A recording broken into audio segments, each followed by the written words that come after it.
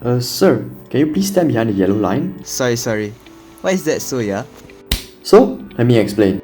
But first, let's take a look at a short clip of the Shinkansen bullet train and observe how a high-speed object interacts with the air around it.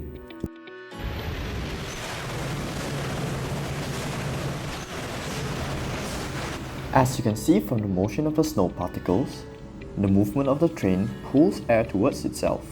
So a person who is standing too close to the train might fall onto the train track. But why and how does it happen? This is due to Bernoulli's principle, which we will be breaking down through an experiment. But first, let's recall what the principle is about. The Bernoulli's principle is the study between velocity and the pressure of the fluid. It states that pressure decreases when the velocity of the fluid increases. To demonstrate this phenomenon, we'll be conducting the straw mist experiment, which uses straw and water to generate mist, which will then spray out of the straw.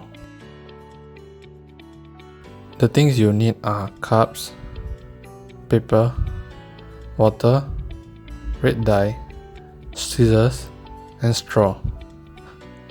Take your cup and fill it with water to a certain height.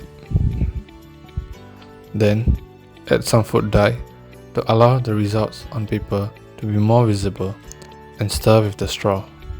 Now, take one of your straw and place it vertically into the water, while the other should be perpendicular to it as shown.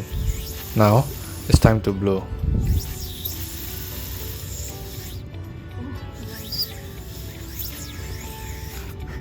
Wow! How is this possible?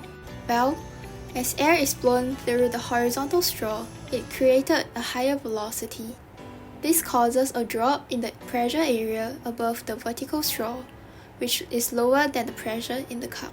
This then causes the water to travel up the straw, which then sprays out as a mist, since the water comes into contact with air. Disclaimer! This is not Shariza's saliva. With that, water is seen to be moving towards the low pressure area, which is the case for people who stands close to a moving train. Relating it back to why we should stand behind the yellow line, there are two areas we should consider, which is the purple and the red dots.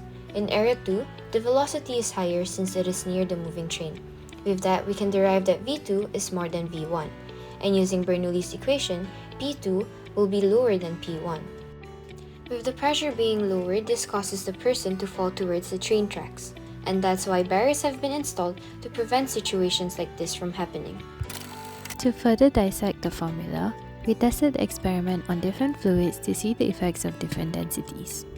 We conducted the experiment using two other fluids, oil and soap.